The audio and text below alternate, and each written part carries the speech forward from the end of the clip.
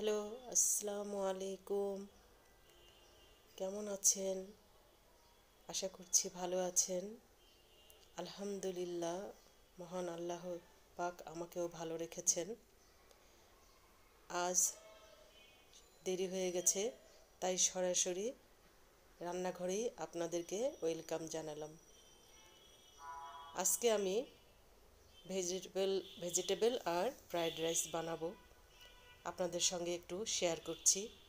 খুবই অল্প সময়ে সুস্বাদু, দেখতে থাকুন। আসলে আমার ছেলের খুবই পছন্দ এটা। মাঝে মাঝে রান্না করি। আর এখন পরীক্ষার সময় ওদের পছন্দ মতো খাবার একটু দিলে ভালোই হয়।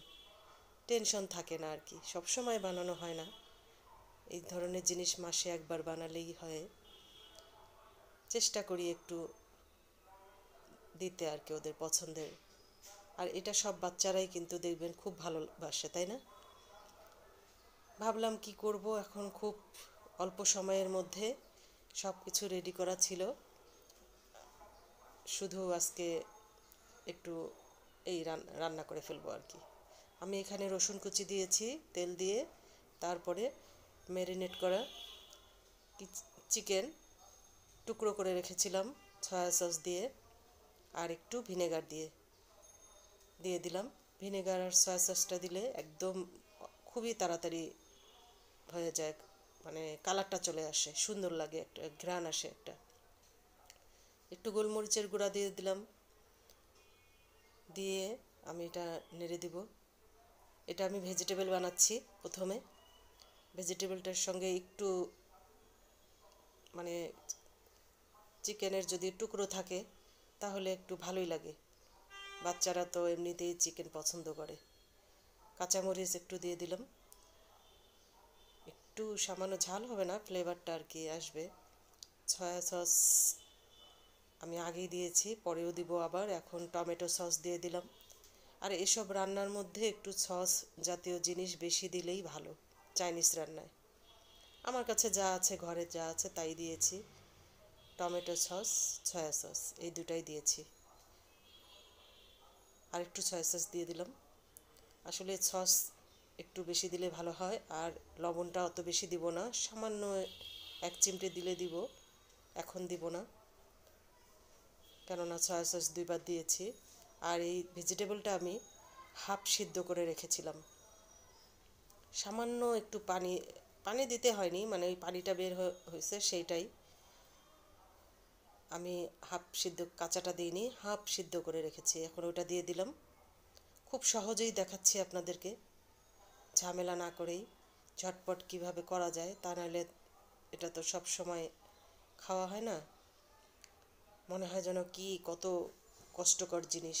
এভাবে করলে কখনোই কষ্ট লাগবে না, খুব ঝটপট হয়ে যাবে। এই সামান্য একটু লবণ দিয়ে দিলাম, বেশি না। আর আমি যে সবজিটা ভাপিয়েছিলাম, একটু পানি বের হয়েছে, ওই পানিটা আমি একটু পরে এখানে দিয়ে দেব। আর পানিটা একটু দিলে গ্রেভিটা হবে, একদম শুকনো শুকনো ভালো লাগবে না। ওই পানিটা আমি রেখে দিয়েছি, ওটার ভিতরে আপনার ভিটামিনটা চলে গিয়েছে, এই জন্য আমি ফেলে দিইনি। ওইটা আমি এই ভেজিটেবলে দিয়ে দেবো। আমি এখানে 3 রকমের ভেজিটেবল দিয়েছি, তরকারি বেশি পাইনি।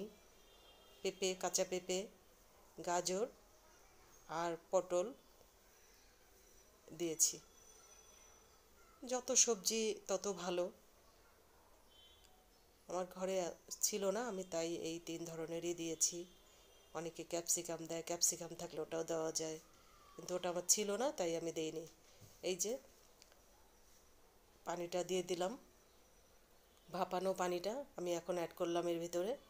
এখন এটা সুন্দর, যতটুকু, এটা বেশি নরম হবে না, শক্ত শক্তই থাকবে, কিন্তু একটু গ্রেভিটা একটু হবে, নরম হবে আর কি।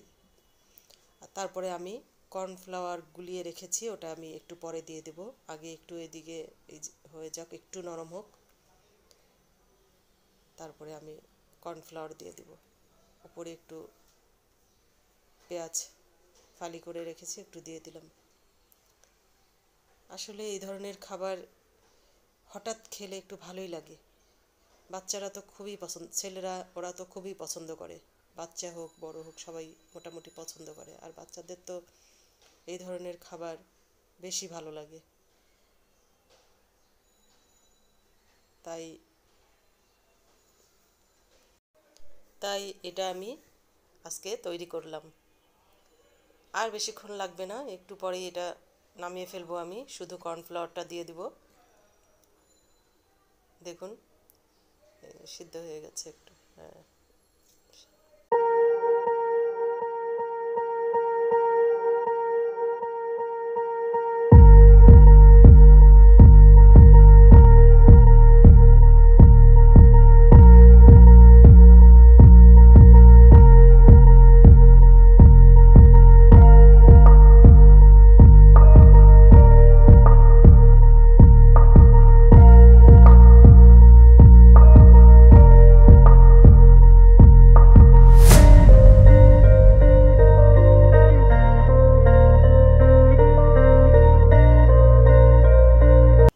কর্নফ্লাওয়ার দিয়ে দিয়েছি। আমার এখন ভেজিটেবলটা কমপ্লিট। এখন আমি নামিয়ে ফেলবো। নামিয়ে আমি রাইসটা তৈরি করব। দেখতে থাকুন।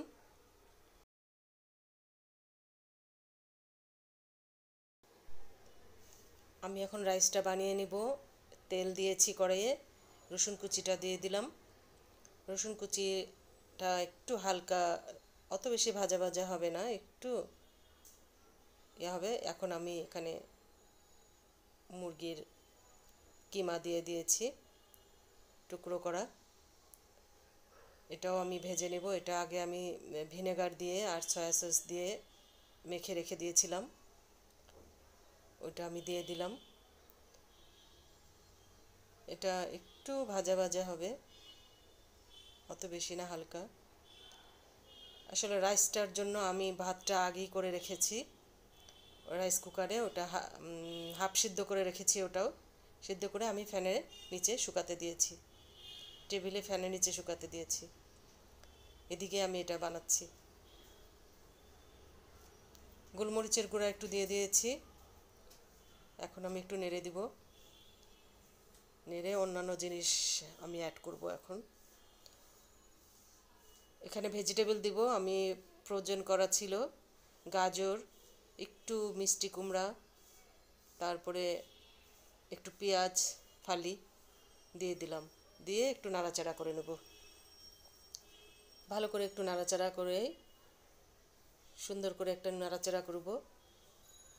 করে আমি সয়া সস দিয়ে দিলাম।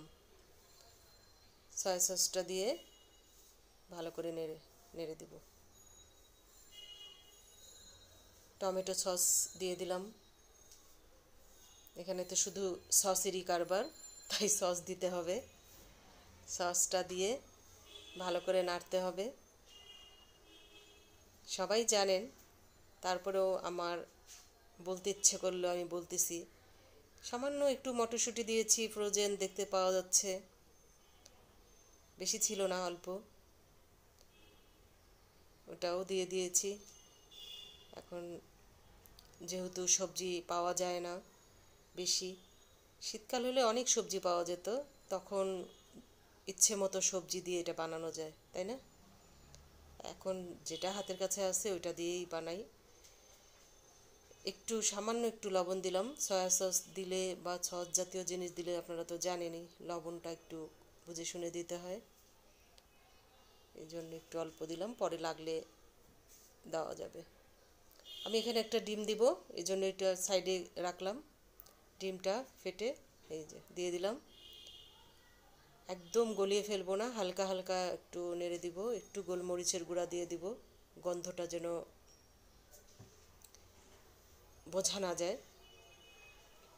এটা নেড়ে একটু গোলমরিচের গুঁড়া দিয়ে দিব, সামান্য একটু। এই যে দিয়ে দিলাম গোলমরিচের গুঁড়া। কালো গোলমরিচ হোক সাদা গোলমরিচ হোক, একটা দিলেই হলো। দিয়ে দিলাম, দিয়ে এই যে হালকা করে নেড়ে, খুব সুন্দর একটা ঘ্রাণ বের হয়েছে। একদম চাইনিজ চাইনিজ ভাব এসে গেছে এখনই। আর ভাতটা আমি ফ্যানের নিচে দিয়েছি ঝরঝরা হতে, ওটা ঠান্ডা হোক, আমি এদিকে এটা তৈরি করে নিই। একটু বাটার দিয়ে দিলাম, না দিলেও চলবে, আবার দিলে এই বাটারটা দিলে মানে টেস্টটা দ্বিগুণ হয়ে যায়, খুবই ভালো লাগে। প্রতিদিন তো আর খাবো না, একদিন খাবো, একটু দিলামই, সমস্যা কি, তাই না? একদিন একটু ভালো মন্দ খাওয়াই যায়, এই জন্য বাটারটা দিলাম। বাটারটা দিলে একদম দিয়ে দেখবেন ওইটার টেস্টটা একদম সফট হয়ে যাবে, একদম রাইসটা খুবই ভালো লাগে। এটা নেড়ে দিব। আসলে এই চাইনিজ খাবার যে আসলো তখন থেকে ছেলেরা শুধু, বাচ্চা কাচ্চারা শুধু এইসবের প্রতি ওদের আগ্রহ। আমরা কিন্তু বড়রা অত খাই না, আমাদের জন্য ধরেন যে আমরা ওদের রান্না করে দিলে অন্য কিছু খাই, ভাত মাছ আমাদের পছন্দ, তাই না? ওদের জন্য এটা বানাই আর কি। আমি যে রাইসটা দিয়ে দিয়েছি খুব সুন্দর ঝরঝরে হয়েছে, একটাও রাইস ভাঙে নেই, খুব সুন্দর ঝরঝরা হয়েছে। দেখুন এত সুন্দর হয়েছে, পারফেক্টভাবে একদম ঝরঝরে হয়েছে। রাইসটা কিন্তু একটু নরম থাকলে ভালো লাগবে না। ভাতটা যখন তৈরি করবেন তখন হাফ সিদ্ধ করে নিলবেন, খুব সুন্দর একটা ঝরঝরে ভাপ আসবে, আর একটু নাড়াচাড়া করলেও এই বাকিটা হয়ে যাবে। আমি আর একটু বাটার দিয়ে দিলাম, দিলে একটু সফটটা আরও ভালো লাগবে। রাইসটা খুবই ঝরঝরা হয়েছে, দেখতে পাচ্ছেন, অনেক সুন্দর হয়েছে।